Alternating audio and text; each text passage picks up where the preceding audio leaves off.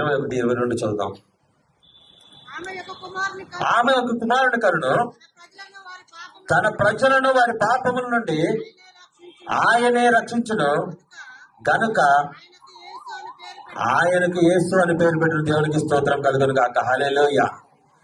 ఆయన ఎలా రక్షిస్తాడు అనే విషయం అక్కడ చెప్పబడిందా? లేదు. నేను చెప్పే ఉపమానంలో ఈ రక్తము తాగే జంతువు కాదు, కానీ పెంపుడు జంతువు ఎవరో తెలుసా? ఆ యజమాని ఎవరు? దేవుడు. ఎవరు అది యజమాని? దేవుడు. ఆ యజమాని దేవుడిగా ఉండి ఏం చేస్తున్నాడు అంటే, అయ్యా మట్టి నుంచి నేను ఏం చేస్తాను, కన్నిటికన్నా విలువైన ఒక వస్తువుని, ఒక పెంపుడు జంతువుని, విశ్వాసము కలిగిన దాన్ని, ఏంటది? విశ్వాసం కలిగిన ఒక జీవిని నా కోసం నేను పెంచుకుంటానని దేవుడు మనిషిని తయారు చేసుకున్నాడు. అది చూడగానే ఆయనకి ఎంతో అందంగా అనిపించింది. మనిషి ఎంతగానో ప్రేమించాడు. అబ్బా, నా రూపంలో ఉన్న ఈ మనిషి నన్ను ఎంతగానో ప్రేమిస్తాడు, నన్ను ఎంతగానో పూజిస్తాడు, నన్ను ఎంతగానో ఘనపరుస్తాడు. నాలో ఉన్న ప్రతి ఆశని కూడా ఈ మనిషి ఏం చేస్తాడు? తీరుస్తాడు.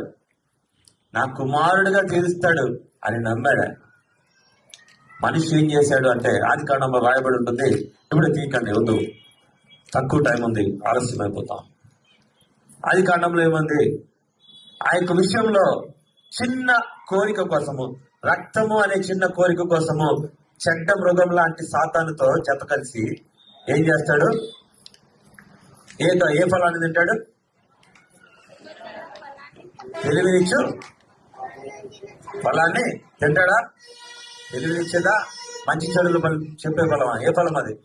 మంచి చెడుల ఫలం.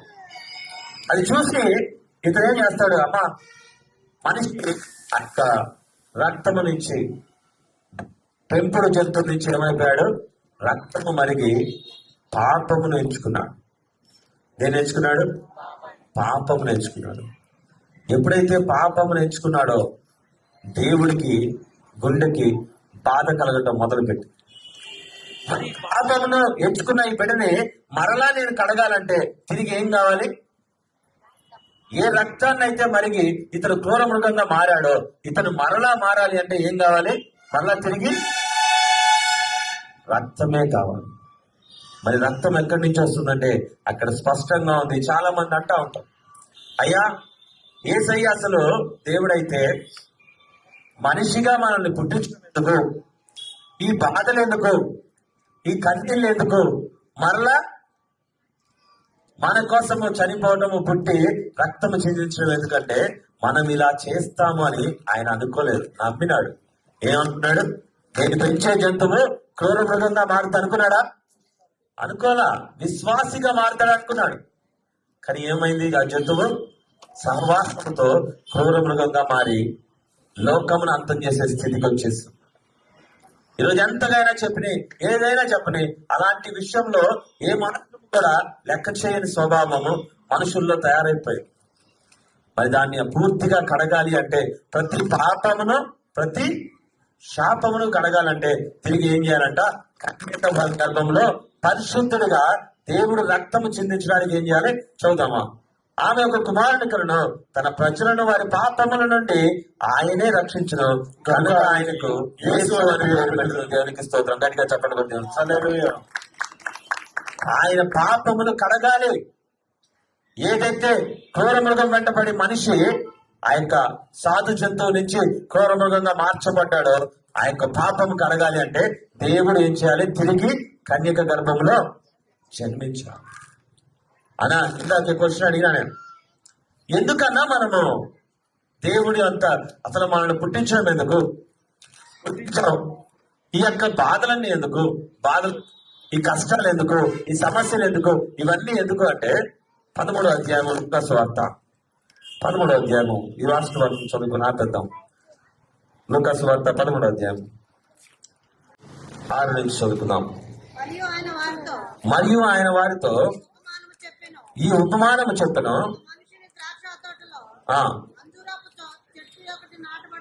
అంజూరపు చెట్టు ఒకటి నాటబడిను,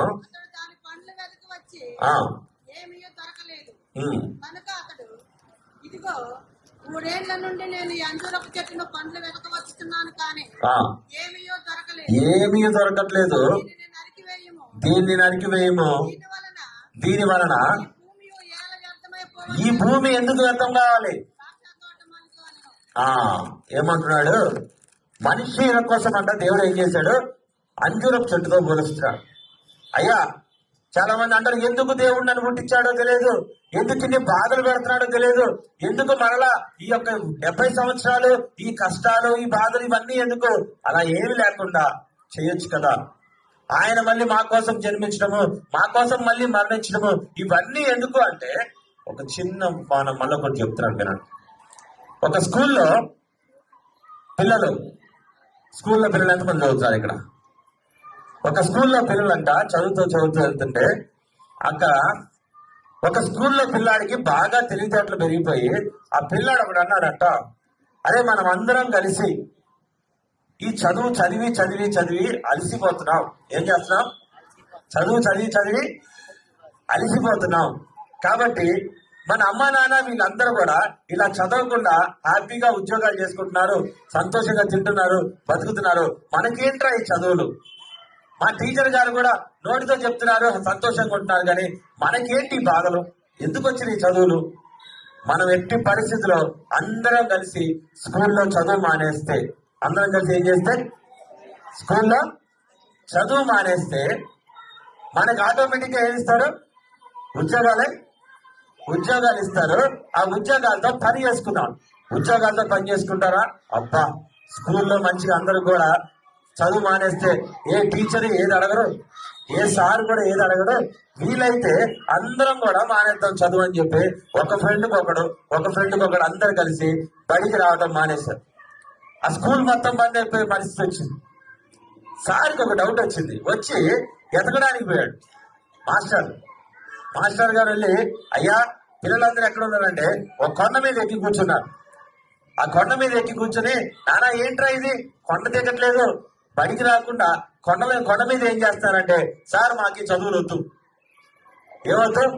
మాకు చదువులు వద్దు, మా వల్ల కాదు, మేము చదవలేము, మాకు కూడా ప్రశాంతమైన జీవితం కావాలి, మంచి ఉద్యోగాలు కావాలి తప్ప మాకైతే చదువులు వద్దు. మనం ఏమంటాం? అయ్యా మాకు మంచి జీవితం కావాలి, మంచి ఆశీర్వాదం కావాలి, పరలోక రాజ్యం కావాలి, కానీ మాకేమొద్దు, ఈ బాధలన్నీ వద్దనంటే ఆ పిల్లలు కూడా అంటారంట, మా వల్ల కాదు, మాకు ఈ చదువులు వద్దు. అబ్బా, ఆ సార్ ఆశ్చర్యపోయాడు.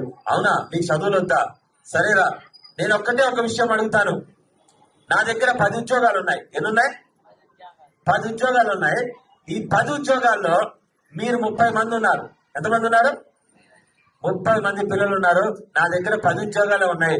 మీరు కోరుకున్నట్టు ఆ ఉద్యోగాలు ఇస్తాను. అయితే మీలో ఎవరికి ఇవ్వాలో మీరే ఎన్నుకోండి. నేను ఎవరికి ఇస్తాను అని నేను చెప్పను. మీలో ఎవరికి ఇవ్వాలో, ఉన్న ఉద్యోగాలు ఎన్ని? 10. అక్కడ ఉన్న మనుషులు 30 మంది. మీలో ఎవరికి ఇవ్వాలో మీరే ఎన్నుకొని నాకు చెప్పండి. ఆ 10 మందికి ఇస్తాను. ఆ 10 మంది స్కూల్కి రానవసరం లేదు, ప్రశాంతంగా ఉద్యోగం చేసుకోవచ్చు అంటాడు. అబ్బా, మా సార్ మామూలు ఆఫర్ ఇవ్వలా, మా సార్ మాటిస్తే తప్పడు. మరి 10 ఉద్యోగాలు ఎవరికి రావాలి రాని అప్పటిదాకా మూకుమ్మడిగా 30 మంది అక్కడికి వెళ్ళి కూర్చున్నారు. కొండకి మాకు చదువులతో ఉద్యోగాలు కావాలని కూర్చున్నారు మొత్తం పోయి. కానీ అక్కడ మొదలైంది. ఉన్నవి 10 అయినప్పుడు ఆ 10లో ఎవరు అందుకోవాలి అనే పట్టుదల మొదలైంది. ఇంకా కూర్చున్నారు. అరే ఎలా నువ్వు నేను పోటీ, అరే నువ్వు నా ఫ్రెండ్ కదరా, నా కోసం త్యాగం చేసి నువ్వు స్కూల్కి పో, నేను ఈ ఉద్యోగం చేసుకుంటాను. ఒక ఫ్రెండ్ స్టార్ట్ చేశారు. అరే బెస్ట్ ఫ్రెండ్ అయితే ఏంద్రా, అవసరమైతే నువ్వు నా ఫ్రెండ్ కదా, నువ్వే స్కూల్కి పో, నాకే ఉద్యోగం ఇప్పించు. మొదలైంది. అప్పుడు దాకా ఎలా ఉన్నారు? కలిసి కొండ ఎక్కారు. ఏదైనా ప్రాణాలు పోయినా పర్లేదు, కానీ మేము మాత్రం బడికి పోమని చెప్పేసి అన్నారు. కానీ ఇప్పుడు ఏమంటున్నారు? అరే నా బదులు నువ్వు పోరా, నువ్వు నా ఫ్రెండ్ రా, పోరా అంటే, నేను పోను, నువ్వే పో నా కోసం. ఎవరి కోసం పోవాలా? నా కోసం నువ్వే పో, నేను మాత్రం పోను. అలా అనుకుంటే ఆ సార్ దగ్గరికి ఆ పంచాయతీ మళ్ళీ వచ్చింది. 30 మంది వచ్చారు. సార్ మా ఫ్రెండ్ గారు నేను ఎంత చెప్పినా గానీ పోనంటున్నాడు సార్ బడికి, వాడి ఉద్యోగం నాకు వస్తుంది, వాడు ఇష్టపడుతున్నాడు. అవునా? అదే నీ పరిస్థితి ఏంట్రా, వీడు కూడా అంతే సార్, ఇందాకలాగా నా చేయ పట్టుకుంటూ ఇప్పుడు నా పక్కన కూడా నిలబడట్లేదు అని చెప్పేసి ఇంకో కంప్లైంట్, కంప్లైంట్ల మీద కంప్లైంట్లు వస్తున్నాయి. ఇంకా తట్టుకోలేక సార్ ఇప్పుడు నన్ను ఏం చేయమంటారా అంటాడు. సార్ మీరే చెప్పండి, అది 15వ క్లాస్ చదివే వాళ్ళకి పిల్లలకి, మాకు కాదు కదా. మరి నేనన్నది కూడా స్టార్టింగ్ అదే, అప్పుడు చెప్తే అర్థం కాకుండా కొండెక్కారు కదరా, మరి 15 దాకా చదవాలి కదా అంటే అవునని చెప్పేసి తల తెచ్చుకుంటారు. అర్థమైన వాళ్ళు గట్టిగా చప్పట్లు కొట్టే వస్తుంది. అలాగే దేవుడు కూడా చాలా మంది ప్రశ్నలు, ప్రతి మనిషి, చాలా మంది అనట్లేదు, ప్రతి మనిషి కూడా ప్రశ్నిస్తుంటాడు, అయ్యా నాకు ఈ బాధలు వద్దు, నాకు ఈ జీవితం వద్దు, నాకు ఈ కష్టం వద్దు, డైరెక్ట్ గా ఫ్లైట్ లో ఎక్కడికి పోవాలి, నేను పరలోకి రాజు. ఒకవేళ ఉంటే దేవుని దగ్గర అద్భుతమైన ప్రపంచం ఉందంటే అక్కడికి వెళ్ళిపోవాలంటావు, కానీ ఏం రాయడానికి ఇష్టపడవు? పరీక్ష రాయడానికి. ఏం రాయడానికి? 15వ తరగతి దాకా చదివి పరీక్ష రాయడానికి, ఉద్యోగం కోసం నువ్వు ఇష్టపడవు, కానీ ఏం కావాలి? డైరెక్ట్. అన్నా ఎందుకన్నా ఈ కష్టము? నీ గురించి నువ్వు తెలుసుకోవడానికి. ఎందుకన్నా ఈ బాధ? నీ గురించి నువ్వు జయిస్తావా లేదా తెలుసుకోవడానికి. అన్నా ఎందుకన్నా ఈ యొక్క ఇరుకులు, ఇబ్బందులు అంటే నీ గురించి నువ్వు ఇంకా క్షుణ్ణంగా తెలుసుకోవడానికి, దేవుని ప్రేమను తెలుసుకోవడానికి. అర్థమైన వాళ్ళు గట్టిగా దేవుని తింటాం. నిజంగా చెప్తాను ప్రియమైన సహోదరులు, ఈరోజు ఆ 7వ తరగతి పిల్లల ఆలోచన ఎలా ఉందో క్రైస్తవుల పిల్లలు కూడా ఆలోచన అలాగే ఉంది. అంజూరపు చెట్టు కంట దేవుడు ఫలిస్తుందన్న ఆశతో ఎంతగానో చదువు చెప్తున్నాడు. ప్రతి క్రైస్తవ జీవికి, ప్రతి క్రైస్తవ విశ్వాసికి చెప్తున్నాడు, అయ్యా నువ్వు ఫలించు. నువ్వేం చేయాలి? ఫలించు. నువ్వు ఫలించు. ఎందుకు ఫలించాలంటే నిన్ను భూమిలో నేను ఎలా వేసాను? గింజగా వేసాను. నువ్వు గింజగానే ఉంటే భూమిలో ఏమైతే పురుగులు బట్టి తినేస్తా. కానీ నువ్వు ఎలా ఉండాలి? భూమి నుంచి మొక్కగా ఎదగాలి, మొక్క నుంచి ఈ ఎత్తు, ఇంకొంతకు పెద్ద మొక్కగా, పెద్ద నుంచి మంచి వృక్షముగా, వృక్షం నుంచి తన కాలానికి ఫలించే మంచి చెట్టుగా ఎదగాలి. అర్థమైన వాళ్ళు దేవునికి స్తుతిద్దాం. హల్లెలూయా. నువ్వు అలా మార్పు చెందినప్పుడు మాత్రమే నా త్యాగానికి ఫలం ఉంటది. ఇంకొద్ది మంది చెప్తా ఉంటారు, అన్నా నేను దేవుళ్ళో ఉన్నా కానీ స్వస్థత పోలేదన్నా, అన్నా నేను ప్రార్థనకు పోతున్నానా, 30 సంవత్సరాల నుంచి పోతున్నా, నా ఇంట్లో వాళ్ళు అందరూ ఆగమైపోయారన్నా. అక్క నువ్వు నిజంగా పోతున్నావా అని నాకు అర్థం కాదు. అంజూరపు చెట్టులాగా దేవుడు నీ కోసం చూస్తున్నాడేమో. ఈ సంవత్సరమైనా ఫలిస్తుందేమో, కొద్దిగా పాలు తీసి మళ్ళీ వేద్దాం. ఇంకొక సంవత్సరం చూద్దామేమో, ఈ సంవత్సరమైనా ఫలిస్తుందేమో. ఇంకాస్త జీవితం అంటే వెళ్తున్నారు, కానీ అక్కడ ఫలించడానికి తోటమాలి చేయట్లేదు. ఆ యొక్క చెట్టు ఫలించడం లేదు. ఫలింపు దేవుడే అడుగుతున్నాడు, మార్పుని. నడుమొంగిపోయిన మనిషి ఎందుకు నిటారుగా నిలబడాలని కోరుకున్నాడు దేవుడు? మార్పు ఇష్టం లేకపోతే. ఎలా ఉందో అలా ఉంది. వంగి ఇంకా 2 రోజులు బతికింది, 18 ఏళ్ళు బతికింది, ఇంకో 18 ఏళ్ళు బతకొచ్చుగా అమ్మ, అవునా కాదా? 18 సంవత్సరాలు ఇదే కష్టాల్లో, ఇదే బాధల్లో, ఇదే ఇరుకుల్లో ఉన్నప్పుడు ఇంకొక 10 సంవత్సరాలు ఉంటే నష్టం ఏంటి? ఆల్రెడీ 18 అయిపోయిన తర్వాత 10 ఉంటే మనిషి పని ఏముంటది? ఇంకేముండదు. కానీ దేవుడు అలా కోరుకుంటున్నాడా మనిషి విషయంలో? నాన్న నేను అలా కోరుకోట్లా. అపవాదికి ఒక్కసారి నువ్వు ఆ జంతువులాగా దొరికిన క్రూర మృగంగా మారిన నా రక్తముతో నిన్ను మార్చాలని కోరుకుంటా. అర్థం చేసుకోండి. గట్టిగా దేవుని స్తుతిద్దాం. హల్లెలూయా. నేను నిన్ను మార్చాలనే కోరుకుంటా, నిన్ను నా సన్నిధికి నడిపించాలని, ఈ కాంపిటీషన్ లో నువ్వు గెలవాలని కోరుకుంటున్నా. లోకమంతా ఒక దారి అయితే నీ దారి ఇరుకుగా ఉన్న నా రాజ్యాన్ని చేరాలని కోరుకుంటున్నాను. దేవునికి స్తోత్రం. హల్లెలూయా. ఇంకొక మాట కూడా చెప్తున్నా, క్రైస్తవులుగా ఉండి కూడా ఉన్నాము అనుకునే వాళ్ళ జీవితాలు కూడా ఎక్కడ కూడా అంజూరపు చెట్టు ఫలించడము ఇంపాసిబుల్. ఎవరైతే నడుము 18 సంవత్సరాల నుంచి పని చేయకపోయినా నా దేవుడు స్వస్థపరుస్తాడు. విశ్రాంతి దినం ఆటంకపరిచినా, ఏది ఆటంకపరిచినా దేవుడి దగ్గరికి నేను వెళ్తే ఆయనకు రూల్స్ ఉండవు. ఏముంటది? అట్లీస్ట్ జస్ట్ హీలింగ్, స్వస్థపరిచి వాక్యము చెప్పండి. నేను ఎంతో మందికి చెప్తా ఉంటా, ఎందుకు దేవుడు స్వస్థపరచడు, ఎందుకు స్వస్థత వరాలు లేదని చెప్పేసి చాలా మందిని భ్రమ పెడతా ఉంటారు. యేసుక్రీస్తు ప్రభువారే స్వస్థపరిచినప్పుడు మనం మాత్రం స్వస్థత ఎందుకు లేదని చెప్పాలి? చెప్పలేదు. కరెక్టేనమ్మా? లేదా స్వస్థత? వినపడలా? ఉందా? దేవుడే నిన్ను దుఃఖంలో ఉంచబోవడానికి. నీ స్వస్థత అంటే రోగమేనా? కాదు. స్వస్థత ఒక మనిషి జీవితానికి అవసరమైంది. స్వస్థత త్రాగుబోతుగా ఉన్న వారికి, భర్తకి, కుటుంబంలో పిల్లలకి, వాళ్ళకి కావాల్సి ఉండొచ్చు స్వస్థత.